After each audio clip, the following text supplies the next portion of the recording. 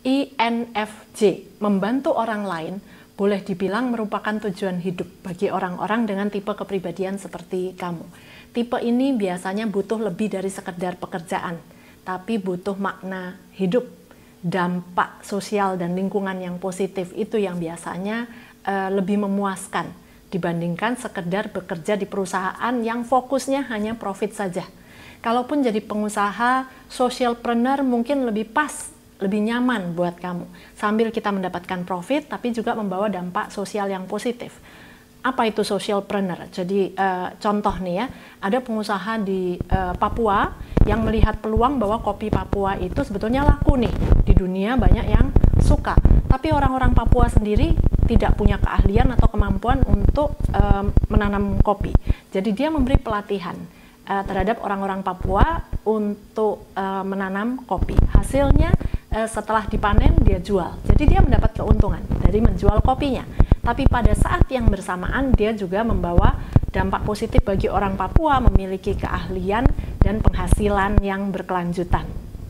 Bekerja di NGO atau LSM seperti Bank Dunia, UNICEF, WHO, dan lain-lain mungkin akan lebih memuaskan bagi kepribadian seperti kamu dibanding bekerja di korporasi yang fokusnya hanya sekedar profit saja. Nah, untuk bisa bekerja di NGO seperti itu, banyak jurusan yang bisa kamu pertimbangkan.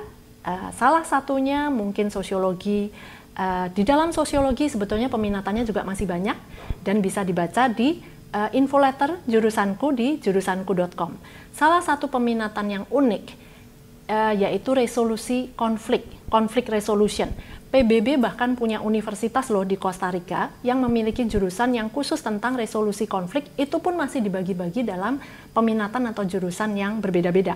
Seperti misalnya media, karena media itu punya peran meredam konflik atau malah tambah manas-manasin konflik ya. Atau pendidikan, karena di bagian resolusi konflik pendidikan, kamu juga bisa memberikan pelatihan-pelatihan bagi sekolah-sekolah untuk meramu kurikulum supaya anak-anak tidak punya jiwa konflik.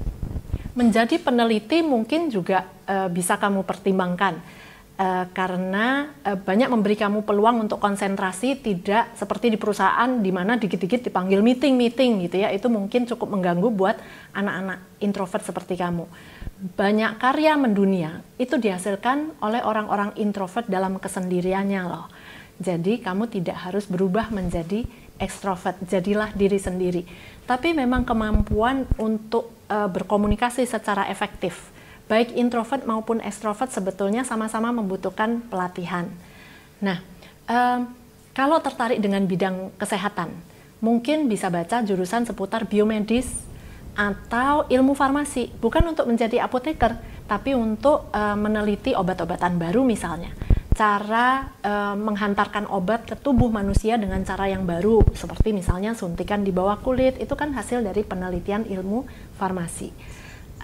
Bagi yang tertarik hewan dan tumbuhan, bisa juga meneliti seperti jurusan bioteknologi atau biologi kelautan atau ilmu kelautan.